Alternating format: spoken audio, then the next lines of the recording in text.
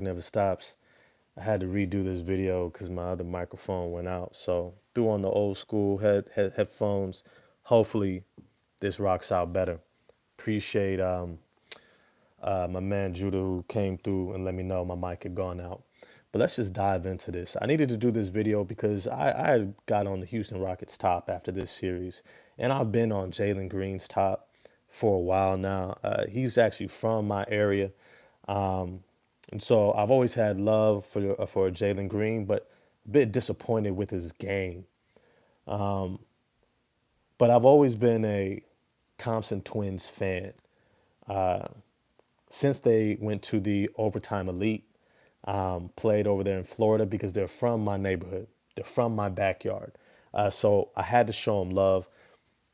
I got a chance to meet their uncle randomly in a restaurant during the draft. I'm like, getting ready to, talk about the draft. And I hear some dudes talking, NBA basketball.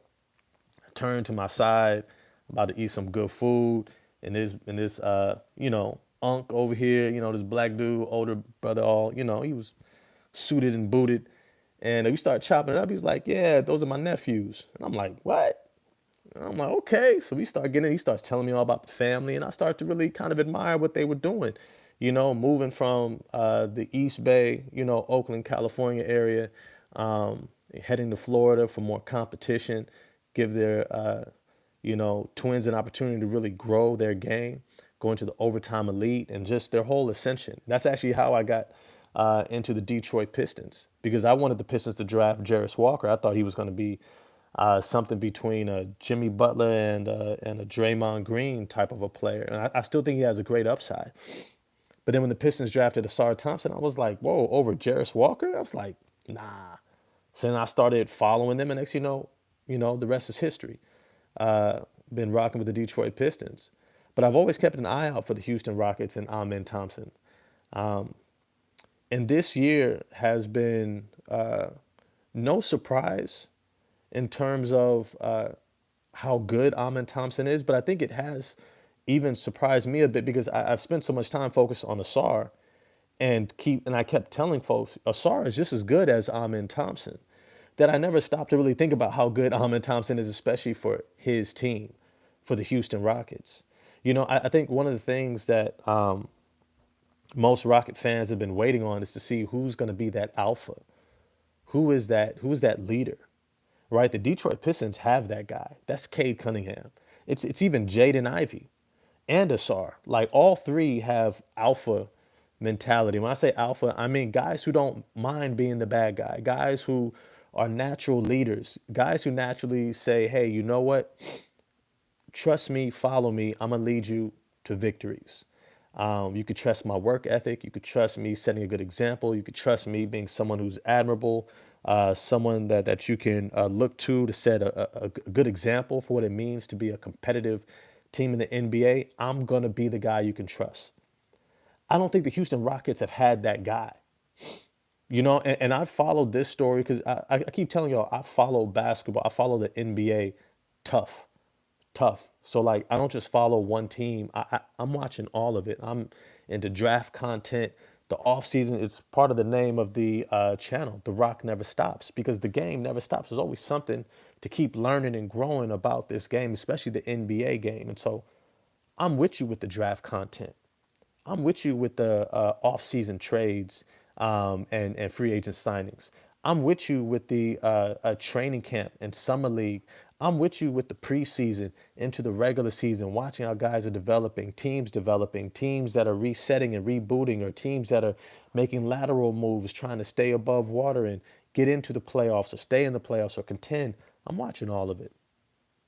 All that's to say is when I've been watching the Houston Rockets ever since the end of the Harden era, what I saw was a team that was transitioning and they didn't do it well. They did not transition in the way that I would have foreseen, especially from a historical standpoint and narrative of what it means for a team to be successful.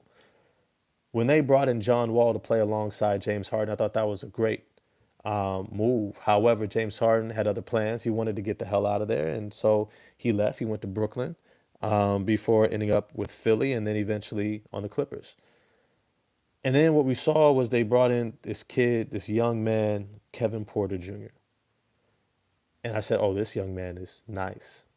He's talented as hell. And next to John Wall, you saw Kevin Porter Jr. have one hell of a season. And then they decided to draft Jalen Green. I thought that was a mistake. I thought Jalen Green would have been best suited going to Cleveland, playing alongside of Darius Garland with Jarrett Allen. I thought that would have been a great trio. Um, and then I thought that the Houston Rockets needed to get Evan Mobley, a great defensive big with a lot of length, a lot of upside, because Houston is known for developing bigs. That's who they're known for. They have Akeem Olajuwon in the bag right there to mentor him. I thought it was a match made in heaven. Kevin Porter Jr., John Wall, Evan Mobley. Hell yeah. They saw otherwise. They let John Wall go. They bring in Jalen Green. Now you have this Jalen Green, Kevin Porter Jr. backcourt, and it was ugly as hell. And I think that Jalen Green picked up some bad habits from Kevin Porter Jr. and a lack of veteran leadership. They were tanking on purpose and eventually led them to being able to get Alperen Şengün in that same draft uh, with Jalen Green. And then they also were able to get, some of these other talents, Tari Eason, Amen Thompson, Jabari Smith Jr., and the like. All that's to say, fast forward, they're the number 2 seed this year. And I'm gonna be honest with you, I don't think they answered many of the questions that I've had about them. I don't think they've answered many of the questions that most of us have had about the Houston Rockets. Outside of they're playing this awesome defense, they present this challenge for the league in terms of how do you score against a team with this much defense, against a team with this much athleticism, a team with this much potential in terms of speed and intensity and tenacity and ability to lock up and turn you over and to get out in transition. They just didn't have an answer for it. And they were able to ride that wave all the way to a number 2 seed. And then in the playoffs, they got somewhat exposed. They got exposed. I'm not going to sugarcoat it. Jalen Green had a great second game of the series, and then he disappeared for the next 5 games. And it was a shame because he's an extremely talented player. Fred VanVleet probably the best series in terms of consistency and expectations. Alperen Şengün was solid.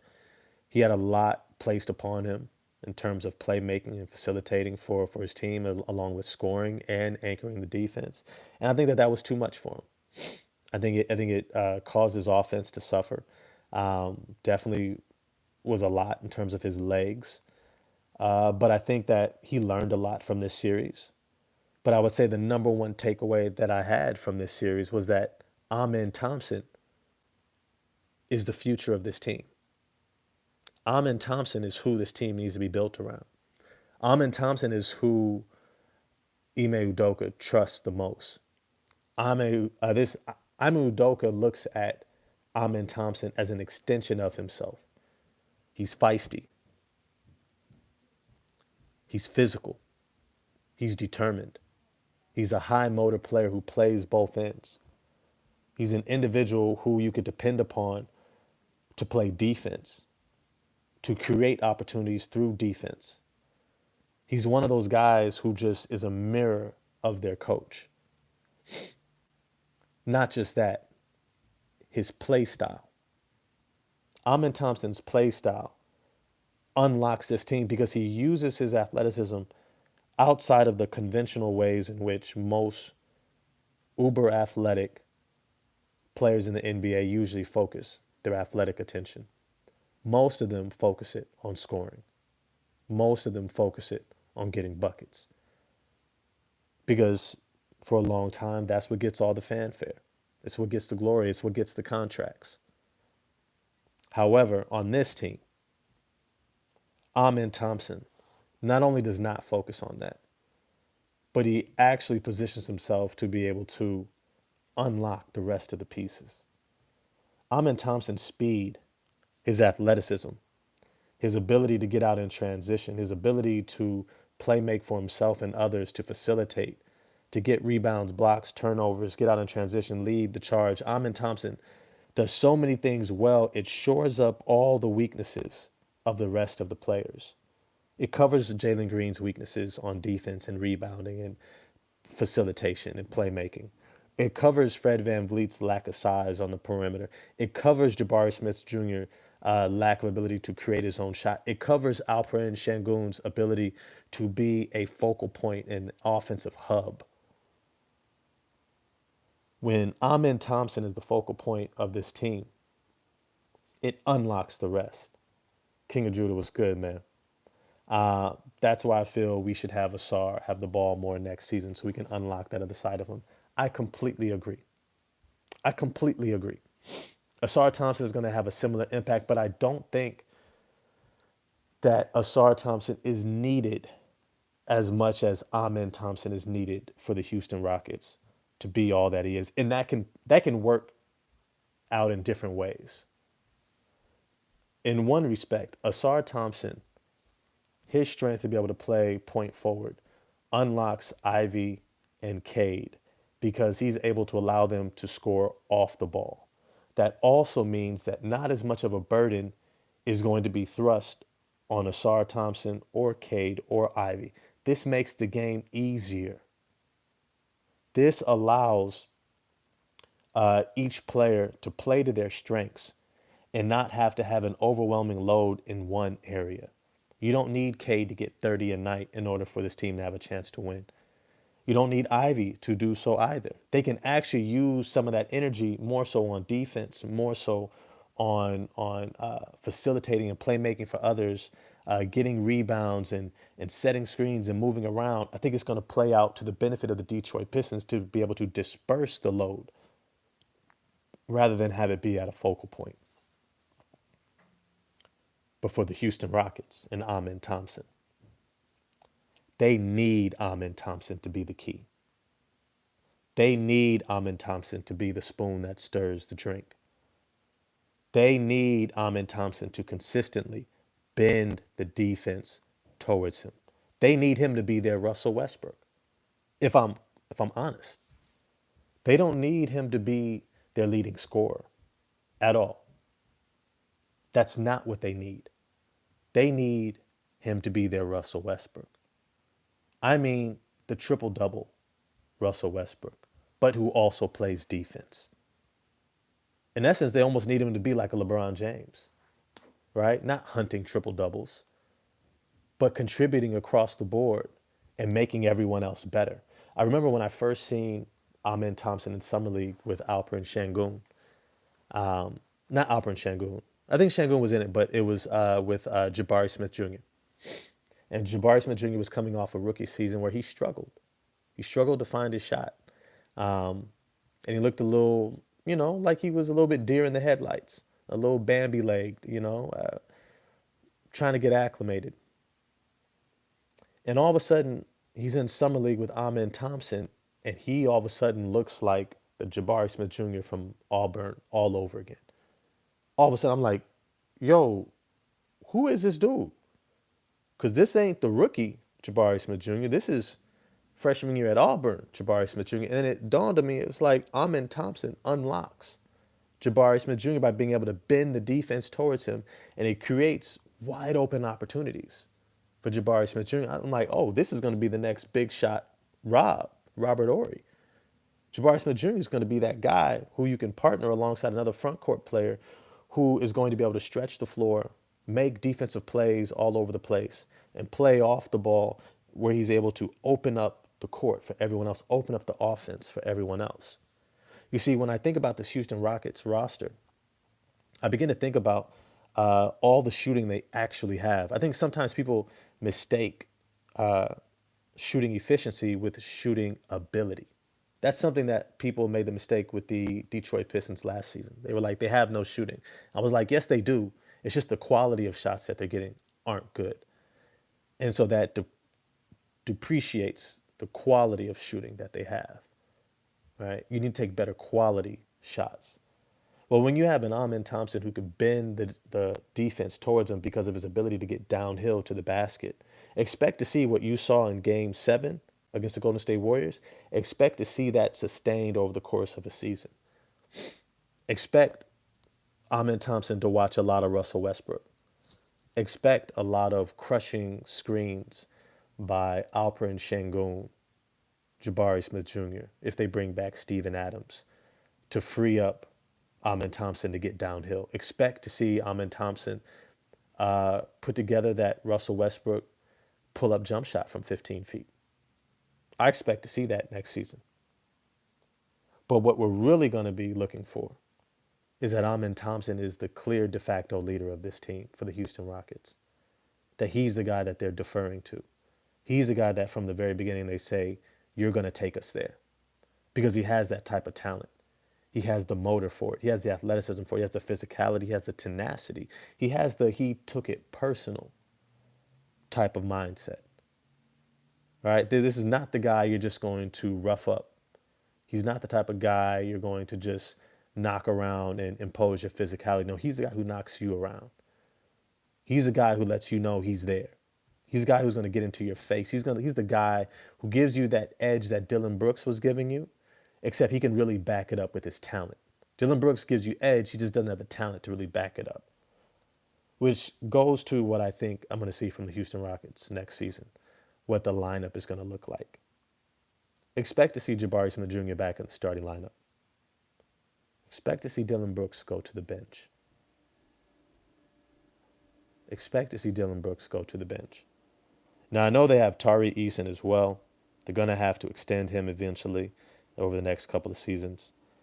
I wouldn't be shocked if Dylan Brooks is moved, if he ends up being sent to another team. He's got a very movable contract, and he plays a role that a lot of teams could use. A guy who brings a culture of defense.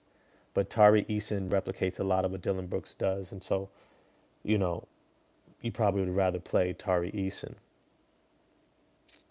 All that's to say is, I expect to see a lineup of Fred VanVleet, Jalen Green, Amin Thompson, Jabari Smith Jr., Alperen Şengün.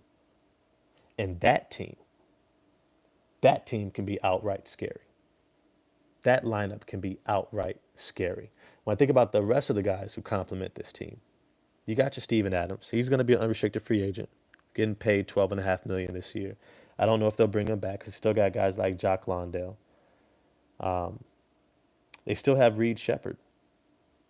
And I don't know what Rocket fans feel about them, about him, Reed Shepherd. I do know that Reed Shepherd has struggled, even when he's gotten minutes throughout the regular season. He looks great in the G League, but regular season, when he's been out there, he has not looked good. He has looked like a deer in the headlights. Maybe the lights were too big. Maybe it was just too much too soon. He's figuring it out. Also, Ime Udoka's like, you're going to play defense or you're not going to play for me. But here's the thing. You're the number 2 seed, which means you're not in the business of developing guys anymore. You're just not. And so if you're not ready to contribute right now to winning, the Houston Rockets are going to move off from you, and they should. You're the number 2 seed. You're in win mode. You've got your franchise guy in Amin Thompson. You've got Jalen Green, Jabari Smith Jr., Alperen Şengün, and Fred VanVleet. You've got your Dylan Brooks and Tari Eason. But let me get to the rest of this roster, though. You got a bunch of guys like Jayshawn Tate, who's going to be unrestricted free agent. You got Jock Landale, who's still under contract, a very reasonable contract. You got Aaron Holiday. You got Cam Whitmore. Now, a lot of people like Cam Whitmore. I'm not the biggest fan. He doesn't do the other things. He scores, but he doesn't do the other things. But I will say this. If you move on from Dylan Brooks, maybe you bring in a sixth man. I think they need a sixth man. I think they need a guy who can come in and get buckets, play some defense, but more than anything can get buckets and be a spark plug for when Jalen Green is struggling or Fred is struggling. Someone like a Jordan Clarkson or Colin Sexton. But I could see Cam Whitmore finally getting the minutes that everybody thinks he deserves next season. If they move on from Dylan Brooks, let's say they go out and they get themselves an improved backup center who can maybe stretch the floor, somebody like a Zach Collins. Maybe they even go out and get Miles Turner. Maybe they go after a stretch big like that. Then all of a sudden I could see a Cam Whitmore paired alongside of a Aaron Holiday type, Reed Shepard or whoever else they bring in, a Marcus Smart maybe, and then sandwiched between a Marcus Smart and a Tari Eason, Cam Whitmore can work. All this to say is this is now the era of Amen Thompson and the Houston Rockets, right? This is Gladys Knight and the Pips, right?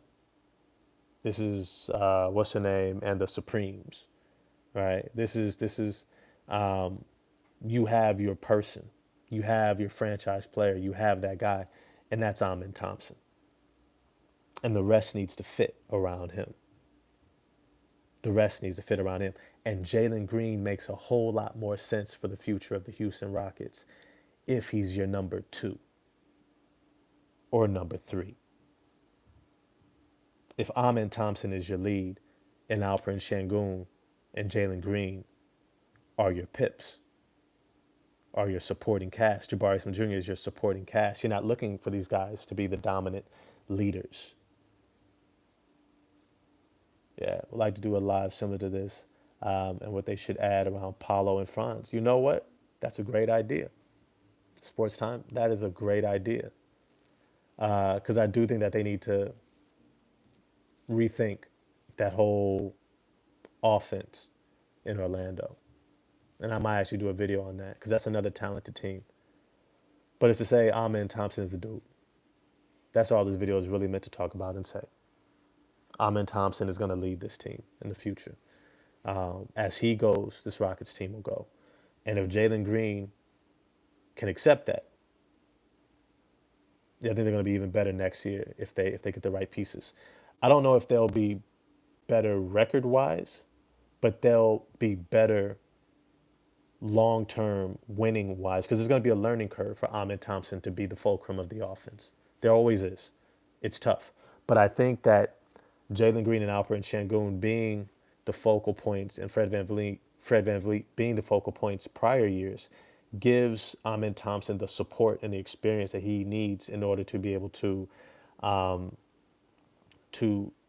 shorten the learning curve or make it easier, I should say, to kind of buffer it because he has other guys that he can lean on, even though they're leaning on him. But they'll be leaning on him to play to his strengths, right? Not to be perfect, not to be this veteran leader, but to be someone who can use his athleticism, his motor, his physicality, his size to bend the defense consistently and create earlier, easier opportunities. And now the pressure, the weight is not as heavy on Jalen Green and Alperen Şengün to do all the creating. Fred VanVleet to be the floor general facilitator. These guys can play more comfortable roles for them as secondary, tertiary pieces rather than the primary piece because they have that now. They have that now. So when I compared the Houston Rockets to the Detroit Pistons, I think that that was kind of a miss because it's built totally different. The Pistons have the ability to disperse the load in a non kind of hierarchical manner. The Houston Rockets need to be hierarchical for that roster to work, meaning that Ahmed Thompson needs to be the dominant, not so much floor general, but the fulcrum. The fulcrum. They need him to be the Russell Westbrook. And I mean Russell Westbrook from OKC, the guy who consistently bends the defense. But as always, if you enjoyed the video, smash the like button for me, hit subscribe, the bell for notifications. Appreciate all the love and support. I love it when y'all rock with me. I think you're going to see now that the season is over, I'm going to expand out. I'm still going to do a lot of Detroit Pistons content, but I'm going to expand out, talk about other things. Sports Times asked for the Orlando Magic. I might do the Orlando Magic next because I think the NBA is just fun to talk about. And there's a lot of franchises that are in interesting spaces that I'm going to do some commenting on as well. But I'm always going to do the lives because I enjoy the back and forth. I appreciate you guys' comments. And if you really want me to, talk about something in real time with you, just drop a super chat. We can have a whole conversation about it during the live. Ja Morant to Orlando will be dangerous. I don't think that that's going to happen. Culturally, Orlando is a very conservative town and organization. It's not a Ja Morant type of space, for one. Two, they need someone who could shoot. And I think they also need someone who can shoot and be a high level facilitator that still allows them to feature Paolo and Franz. And that's a delicate balance. I also don't think that Memphis trades away their golden boy. Even with all the stuff, he packs out that stadium. They love him in Memphis. Make no mistake about it. They love him in Memphis. If they do trade him, there'll be a few organizations interested, but I just don't know who Memphis gets back in return. So it'll be interesting, and that'll be something to think about if that does transpire. But I'll be shocked if it does. Not shocked because stuff happens in the NBA, but we'll see. We'll see. As always, appreciate y'all joining me on this live. Houston Rockets. I'm in Thompson, the spoon that stirs the drink. But I'm gonna holler at y'all next time. Y'all be smooth. See you soon. Peace.